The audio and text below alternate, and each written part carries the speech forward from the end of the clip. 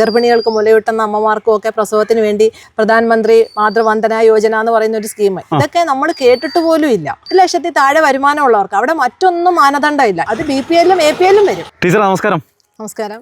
ഈ മോദിജി കേരളത്തിലേക്ക് വരുന്നതിന്റെ ലക്ഷ്യം എന്താണ്? വികസനമാണ് മോദിജിയുടെ ലക്ഷ്യം. കാരണം കേരളം നമുക്കറിയാം മാറി മാറി മാറി ഭരിച്ച് വികസന മുരടിപ്പ് തന്നെയാണ്. വികസനങ്ങൾ എടുത്തു പറയുമ്പോഴും തീർച്ചയായിട്ടും അതൊരു മുരടിപ്പിലൂടെ തന്നെയാണ് കടന്നു പോകുന്നത്. അപ്പോൾ അതിൻ്റെ എല്ലാം വ്യത്യസ്തമായ ഒരു കാഴ്ചപ്പാടാണ് മോദിജി ലക്ഷ്യമിടുന്നത്.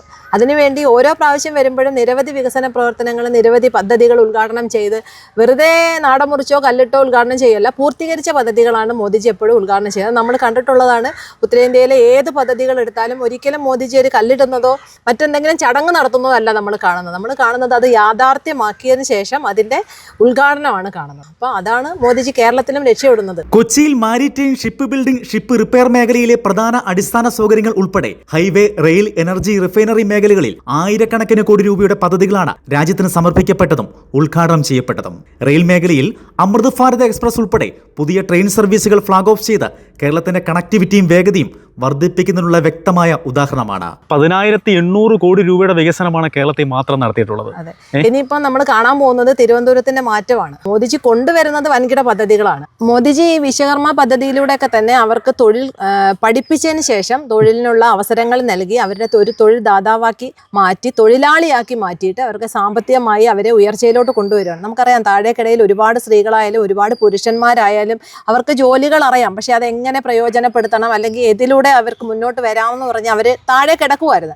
അത്തരത്തിലുള്ള ആളുകളെ എല്ലാം ഈ ഒരു സ്കീമിലൂടെ മോദിജി ഉയരങ്ങളിലോട്ട് എത്തിക്കുകയാണ് ചെയ്യുന്നത്. എത്ര പദ്ധതികളാണ്. ഉജ്ജ്വൽ യോജനയായാലും ഇപ്പം തന്നെ ഗർഭിണികൾക്ക് മുലയൂട്ടുന്ന അമ്മമാർക്കും ഒക്കെ പ്രസവത്തിന് വേണ്ടി പ്രധാനമന്ത്രി മാതൃവന്ദന യോജന എന്ന് പറയുന്ന ഒരു സ്കീം, ഇതൊക്കെ നമ്മൾ കേട്ടിട്ട് പോലും ഇല്ല. അപ്പൊ ഈ മോദിജിയുടെ ഈ ഭരണകാലത്താണ് അതൊക്കെ കിട്ടുന്നത്. അത് 8 ലക്ഷത്തിൽ താഴെ വരുമാനമുള്ളവർക്ക് അവിടെ മറ്റൊന്നും മാനദണ്ഡമില്ല. APL-എന്നോ BPL, നമുക്കറിയാം പല സ്കീമുകളും വിഭാവനം ചെയ്യുമ്പം അത് BPL കുടുംബങ്ങൾക്ക് എന്നാണ് പറയുന്നത്. ഇത് നേരെ വ്യത്യസ്തമായി 8 ലക്ഷത്തിൽ താഴെ വരുമാനം, അത് BPL-ലും APL-ലും വരും. അങ്ങനെയൊക്കെ കൊടുക്കുന്ന ഒരു പ്രധാനമന്ത്രി എന്ന് പറയുമ്പോൾ അഭിമാനമാണ് തീർച്ചയായിട്ടും. താഴെ BPL കുടുംബങ്ങളിലെ അമ്മമാരൊന്നും ഇതിനു വേണ്ടി ഇത്രയും പൈസ മുടക്കി പോകാറില്ല. അപ്പൊ അവർക്കൊക്കെ ഉജ്ജ്വൽ യോജന എന്നും പറഞ്ഞുകൊണ്ട് ഫ്രീ ആയിട്ടാണ് ഗ്യാസ് കണക്ഷൻ കൊടുക്കുന്നത്.